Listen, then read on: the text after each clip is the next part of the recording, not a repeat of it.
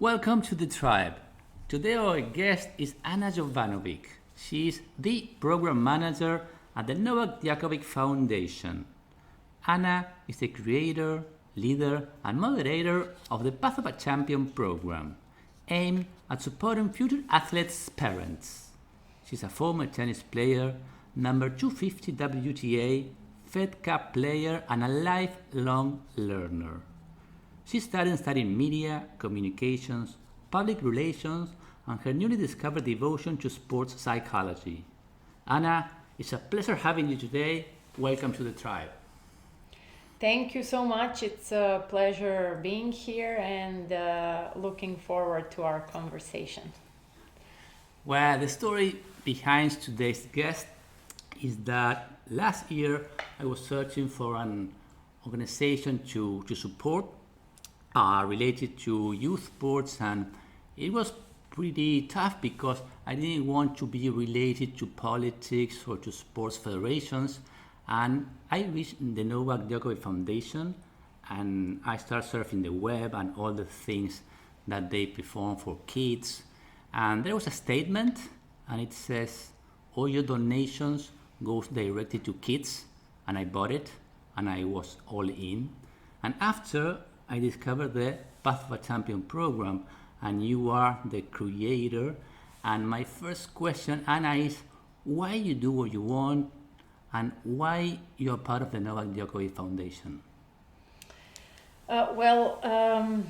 As you said, actually, for me personally, it started accidentally. I was a tennis coach. I was helping my sister at the time because she became one of the most important people in Serbia, let's say, in Novak surroundings, because she was working with his family, and of course we grew up together in Serbia, that is small country.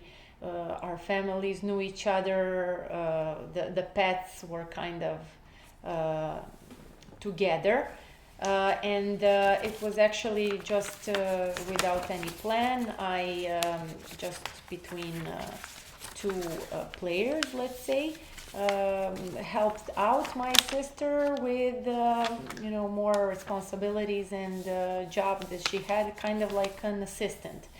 And soon I realized how meaningful and just rewarding it is to work in such environment. As you mentioned, 100% of the donations go straight to projects and to kids, which actually says a lot about the devotion of Novak and Jelena and their mission and reason why they do something like this. So not many people know how much Novak invested in Serbia and in helping, because of course he is never talking about this, but we know it as we were part of this team, and it's really also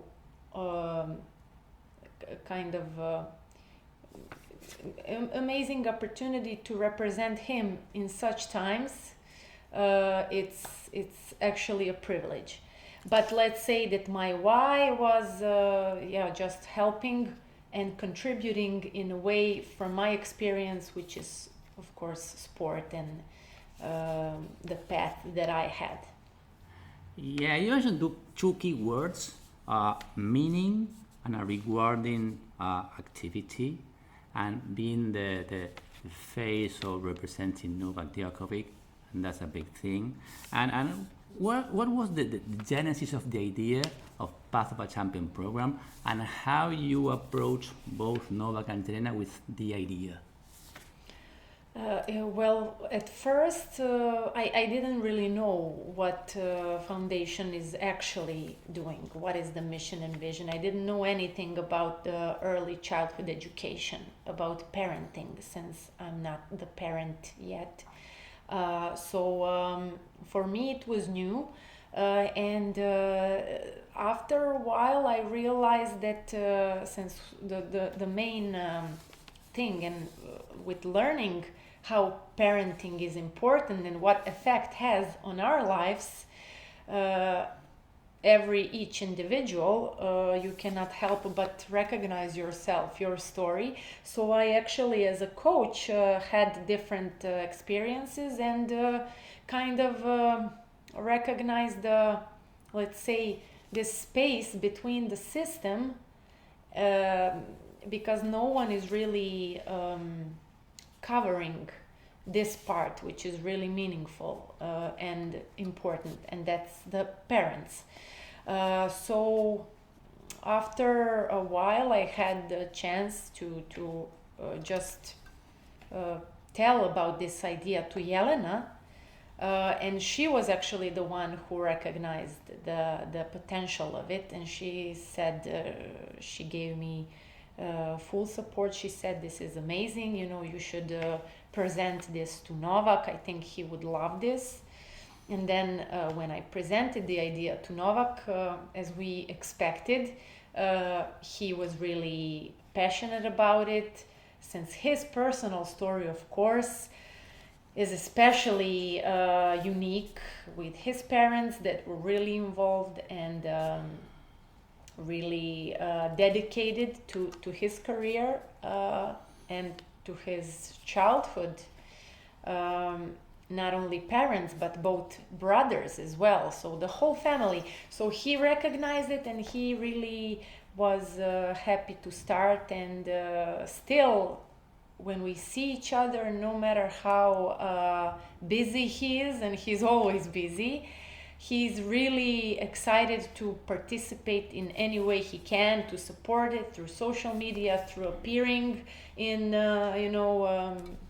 any event that we have, and he's in Belgrade. So I'm really grateful for the chance, and that they keep their involvement and presence with the program, and that was basically the beginning. Yeah, you mentioned an important thing, that you found a gap in the system, and parenting is an underrated topic, and it's a good thing that a person like Novak get involved in it, not just saying and talking about the issue, but putting hands on it when he's there and when he's in the field, and that's a big thing, because I never seen some tennis player or worldwide sports guy working with parents as him. And where did you launch the program? How were the first actions about the program? Well, we used the chance. We had a great opportunity to present it for the first time when there was a ATP tournament, Serbia Open in Belgrade. So with Novak's brother, Georgi Djokovic, as the director of the tournament, with Dejan Savic, who is an extremely successful ex-volleyball player and a coach, and with Miljan Grbovic, who is also a coach, great, really successful Serbian coach. We presented the program. What is it about? The whole story of importance of parents' role in the sport. And we, of course, get a lot of attention, raised awareness, and started the same year in Novak Tennis Center with a group of parents from Novak Tennis School. This was the initial idea, to have 4 workshops that are going chronologically as a path of one parent with a kid who is starting with a sport. And we had this first cycle there. Unfortunately, this was right before Corona outbreak and isolation and everything that we've been through with Corona. So that's when actually the program changed the way of implementation. And that's when we decided, because the gathering was no longer allowed, more than 5 people, I think it was the rule. So we started with panel discussions with famous and successful athletes and coaches and scientists and doctors who would share their knowledge, talking about different topics. And we were broadcasting it through our YouTube channel live with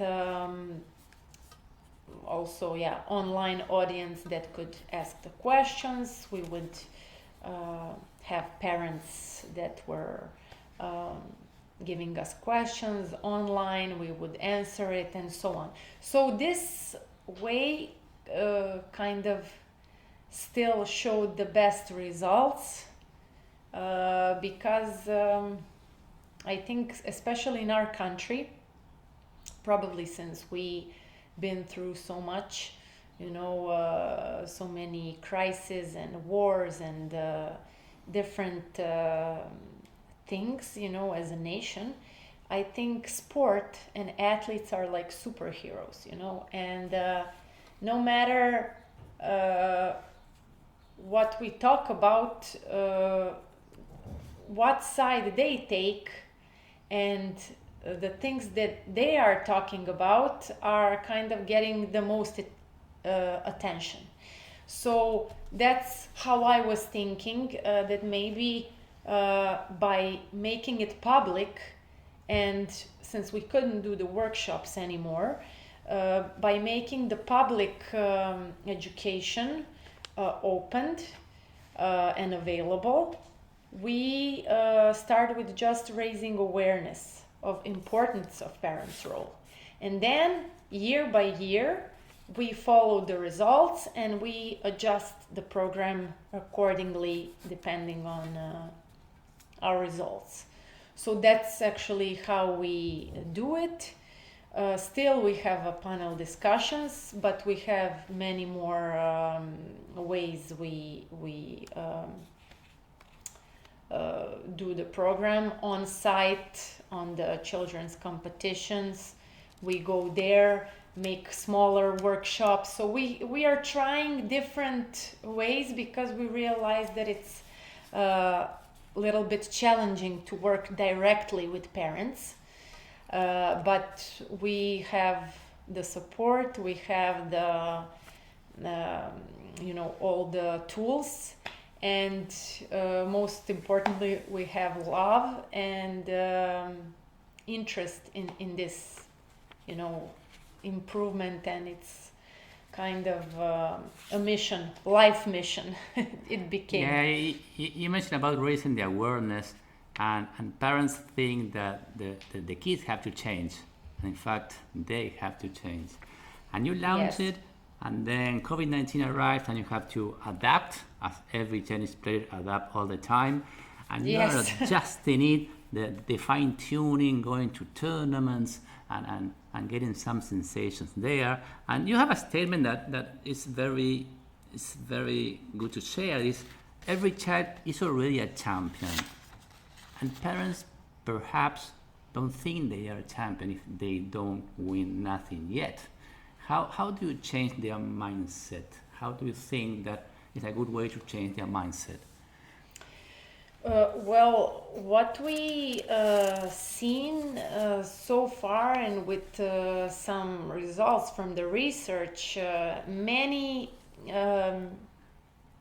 maybe some certain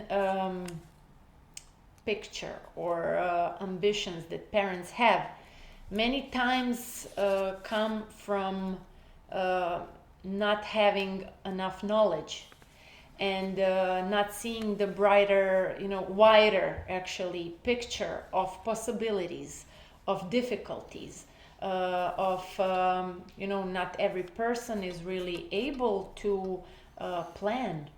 Not every person is looking long-term way to in sport of their kids. So we try to approach the parent from different angles, especially like talking about most important and most vulnerable parts. One of them is education. Many parents think that I am talking about it from my own experience actually. My parents are highly educated people, but for that reason, they didn't have any need for me to go to school because they already know what is in school and there is nothing valuable for me there to miss. So sport is the number one thing, and it's not a big deal if I miss some school, which when I grew up, actually I realized that it's not the good way of thinking. So we are, after I was coaching many players, you see this pattern repeating, especially elementary school. School has to be, it's a must for kids, especially in that age. Maybe high school can be something that you can arrange, let's say, and adjust to the sport. If already by age 14 your kid is playing more sport, but until that age you already have so much time. So one of the things that we talk about is school, how important it is. We talk about the time after sport. We talk about the investment. Do parents know how much money, for example, tennis is yearly? Do they know what to expect in 3 years? Do they know how much the professional year on the level of a future player or challenger player cost? Do they know what's there for them on this path, what to expect? So we try to give them knowledge and different perspectives from the people that already been through this path and are successful and big enough for them to kind of make them think, because they will think about it if they hear this from Novak or Novak's father or our famous basketball player, or they will revisit the idea. So this is the way that we try to change, to make them think, with giving them more informations that actually they should get from coaches. But we have a different story now because we are living in the time of capitalism. I don't want to go into the politics, but many coaches cannot really afford to tell the truth. So even I had an experience. I couldn't not tell the truth. When someone was not for professional competition, I would tell this to the parents. I would say, yeah, she can, but it's a bit challenging because this and this and this and this. There are parents that don't want to hear it, and there are so many coaches they don't want to say it. So in between, there is nobody who can, neutrally tell the truth to the parents and to give them the details that coach cannot say. Do you know how much money you gave me this year? And next 3 years, how much money you're gonna spend on tennis, let's say. I mean, there are, of course, other sports, but so we try to change to answer your question. We try to change to make them think for a start. And also to understand them. This is the first step we take. We understand how difficult for them is to just drive their kids to sport. we kind of supported them to even take their kids to sport. And because the times are really difficult, everything is on parents. They are schools, clubs, federations are not anymore the ones who shape the culture and who shape kids as an athletes. Everybody's kind of taking back. So the parents are the one who decide everything, and they are actually under the biggest pressure because they have to work, they have to think about other kids or more kids, they have to think about household and bring their kids to sport. So we kind of tried first to understand them and then open up their mind a little bit with our champions that are very effective. Yeah, you mentioned that you show parents the whole iceberg and not just the tip of it. And yeah, Exactly. I have a friend that is a coach, and he has a quote: "Every kid can make it," he said, and it's not that the whole truth, and there is something behind it. And there's a quote from Novak's father that's very interesting, and it's in line with what you are saying, of course. As a parent cannot decide if the son or daughter is talented, and that hit me on my heart because we parents think that our son or daughter is already talented, and we are willing to do everything to make it happen. And what story you have with Novak's father, and what is his role in the program? Yeah, well, for me personally, his story and the interview I did with him is my favorite one because he is really an honest man and he is often in our media kind of doesn't seem not many people actually know him because he's really loud and he's really honest, so many times other things are grabbing the attention, but things that we talked about really like we went deep into these topics about decision making, about the moments when he decided to go to another country to basically split the family, to make such risks as they did. So then you realized how brave but also very of course determined he was, but it was not just like because he was an ambitious parent. He is an ambitious parent and a person, but he had a logical and he had a reason. He was reasoning things pretty realistically, and he said, I took Novak to 4 best coaches in the world. No matter where I went, everybody told me that he's amazing. That's when I decided to invest. I didn't decide that he's talented. Wherever we went, to the best coaches, to people who have so much experience, they only confirmed what I believed.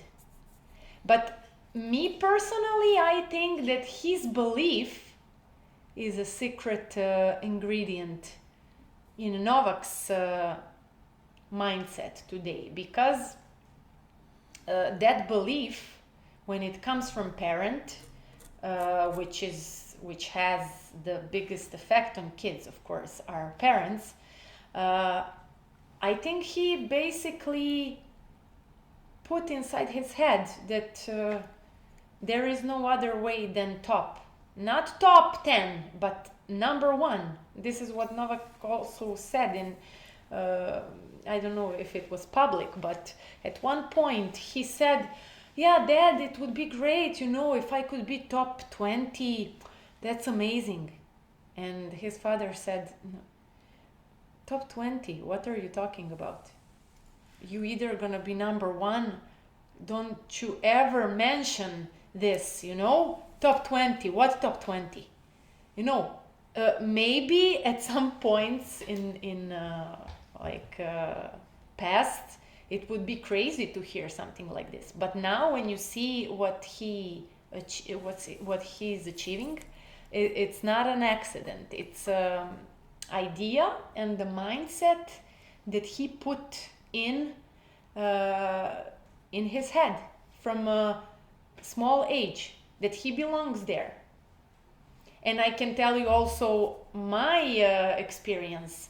I was also the player that went anywhere in the world to the top coaches.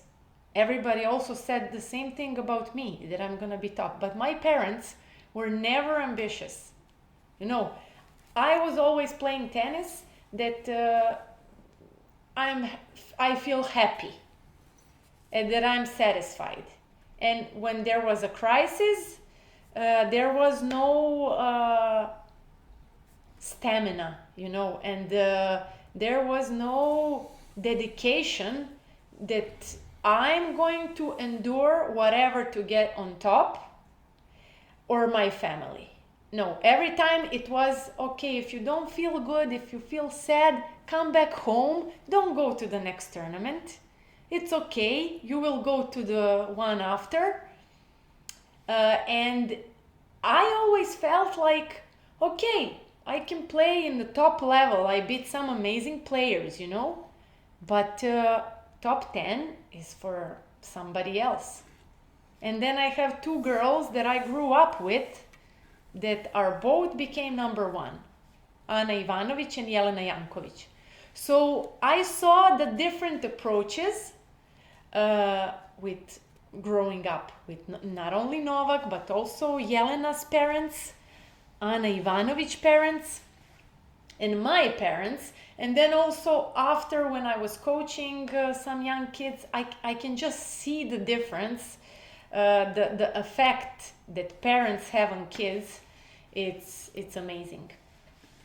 Yeah, parents affect the results, and you mentioned a couple of things that Novak belongs to that elite from the very beginning, and of course, as you said, perhaps Novak has a number one parent too that put something inside his mind, and also Novak convinced himself that he can do it, and that he put it on the court again and again every day that he's out there fighting against everything. And there's one of the coaches that mentioned that you have to develop more the relationship with the parent than with the child. And how do you manage such approach? Well, I think that this depends a lot from the intention of the coach.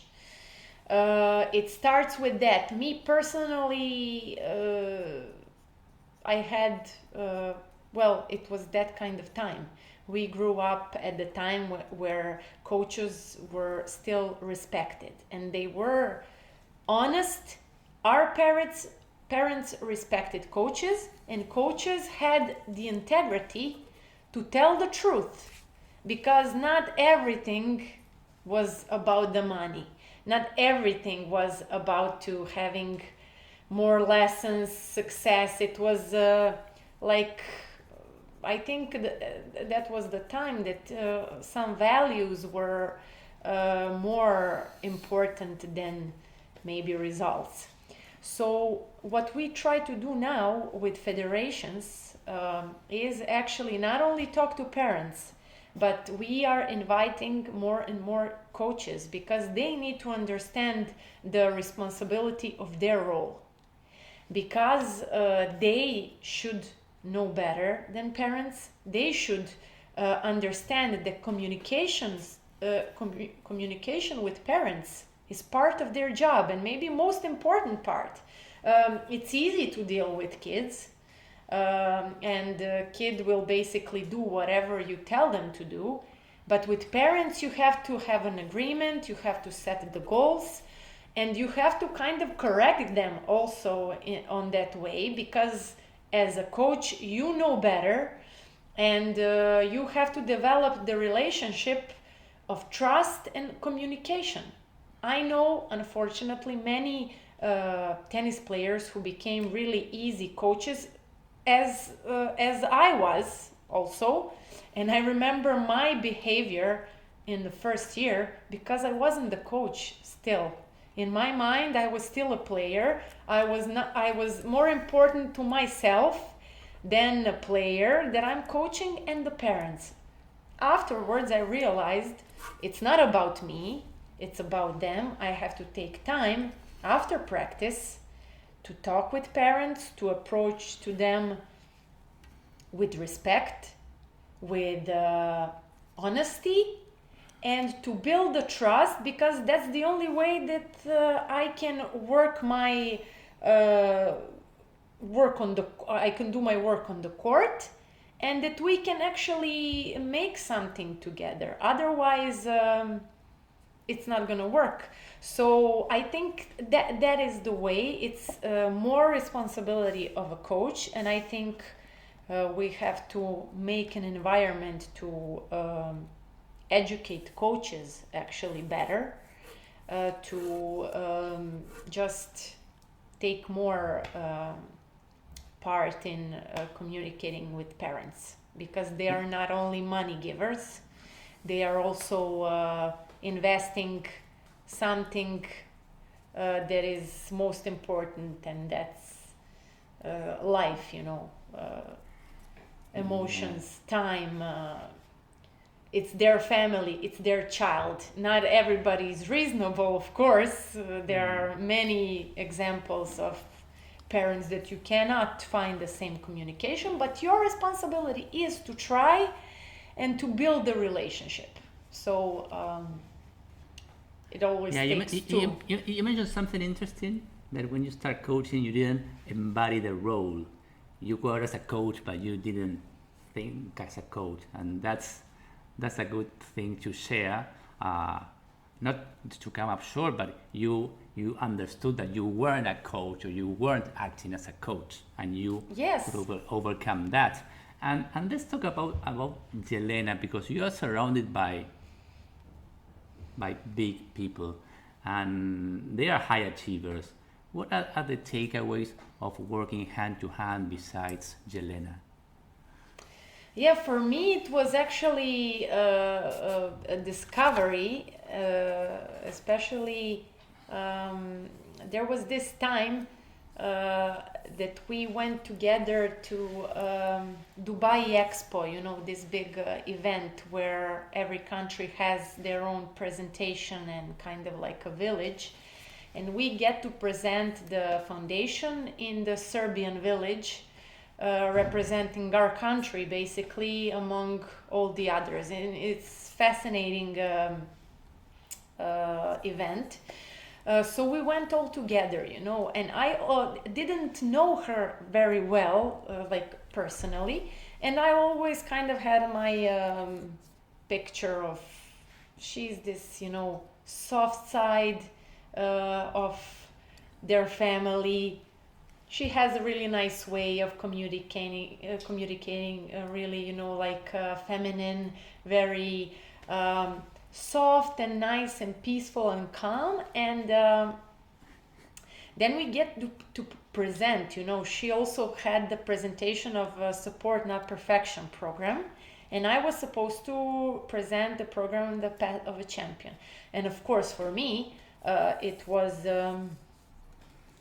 normal to, be under pressure and be a little bit nervous. But for me, it was strange that she was also under pressure, And then at one point, we were preparing together. And I realized, actually, her part was much more difficult because she had a bigger presentation to give. And also, she was presenting the work of the foundation all together with the program that she is working on. So I kind of saw her push through this, huge pressure that she had. Novak was also there because it was Dubai Open, this tournament was at the same time. So Novak was there. We had to present in front of him with his team in the audience and all these people like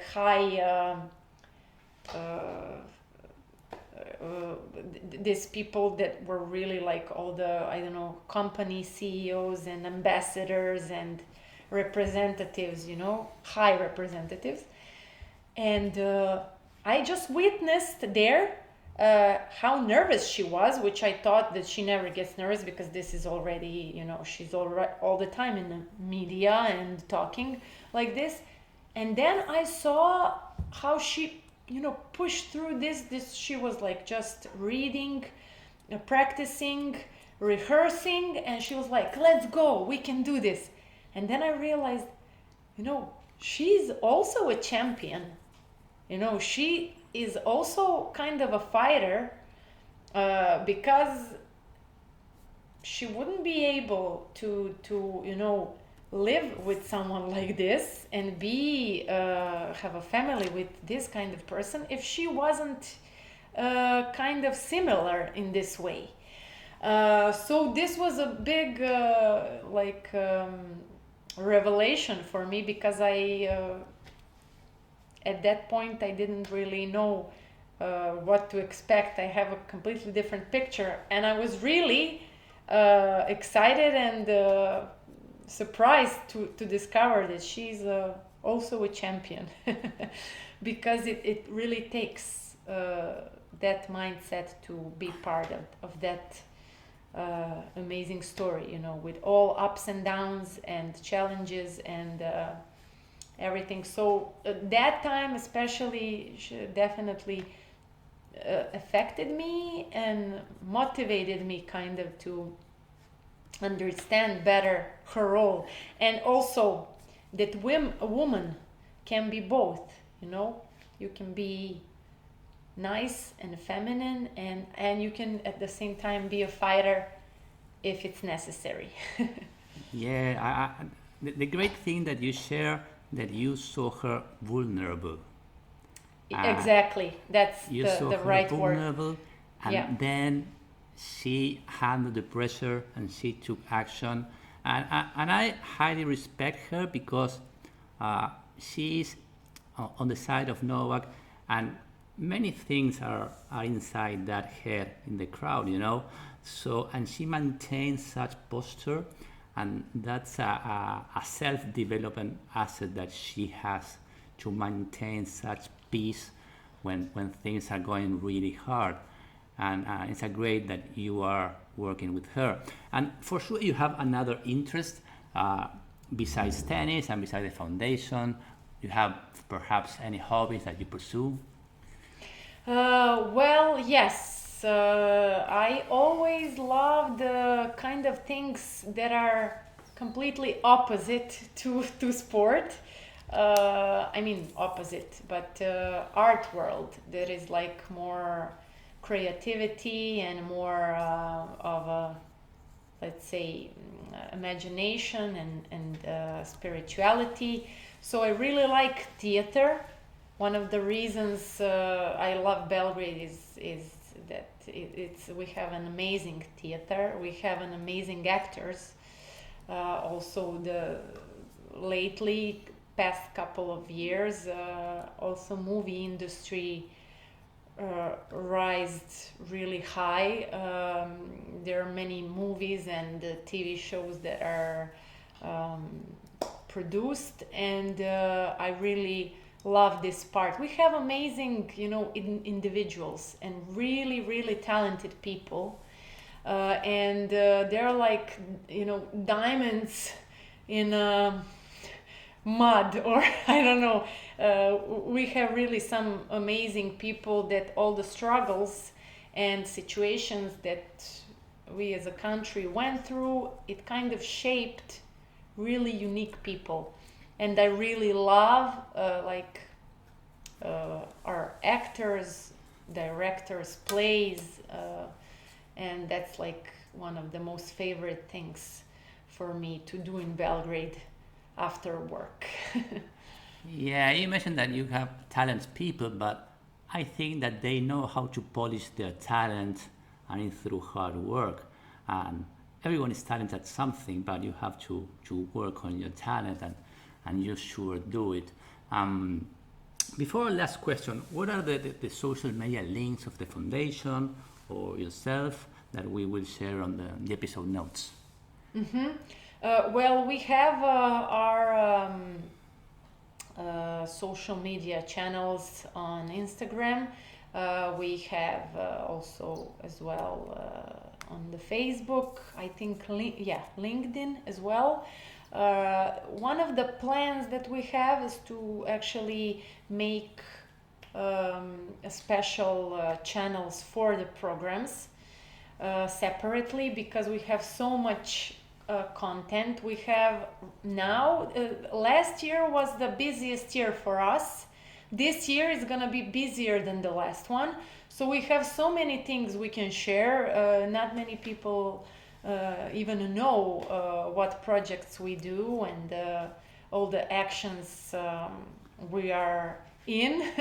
So this is the plan, and I will definitely let you know soon as we open up the Pet of a Champion exclusive channel where you can maybe follow some more details of our projects. Okay, you're a former tennis player, and perhaps when you were a kid, you thought about being number 10 in the world, number 20. You reach 250, let's say you reach out of time, and but now you are working with the number one tennis player in the world, GOAT, best athlete in history. I don't know what Novak is right now. He's a long path to go anyway. Yeah. And Jelena also. So you are already successful working with that icon. So for sure you must be doing something every day to be successful. Can you share what is your secret ingredient? Yeah, that's very interesting question. Well, personally, I believe in sacrifice, actually, and I believe that nothing that is good can come uh, from easy path.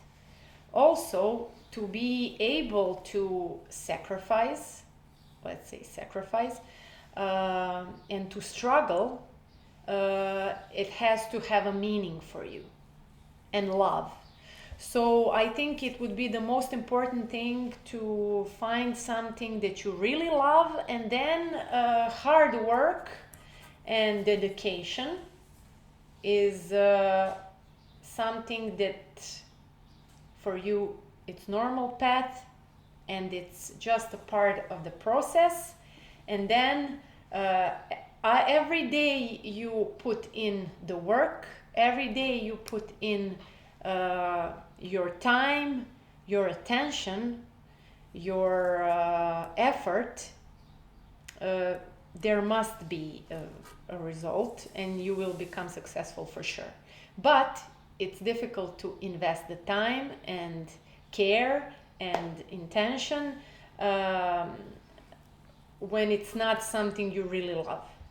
I realized that my love for tennis, for sport, for this environment, competition, everything surrounding it is really big, and it can change shapes.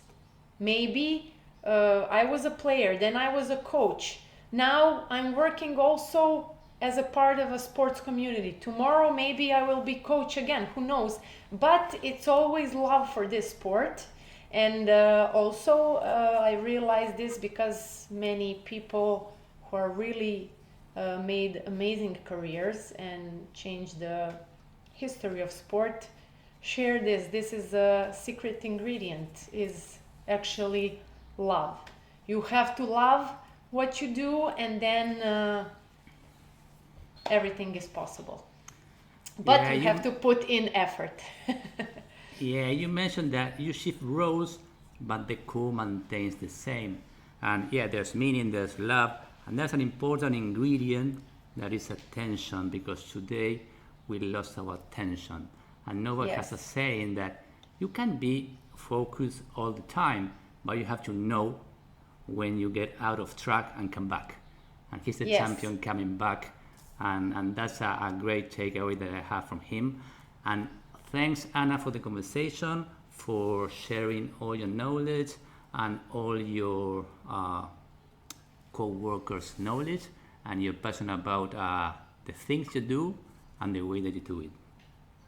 Thank you so much. I enjoyed this conversation a lot and looking forward to maybe revisit some of these topics after a while when we have some good results, hopefully. Thank you. Yeah, yeah, but you are still in the process and you're grinding every day, so you will reach the results sooner or Yes. later. Keep our fingers crossed. Thanks, Anna. Thank you.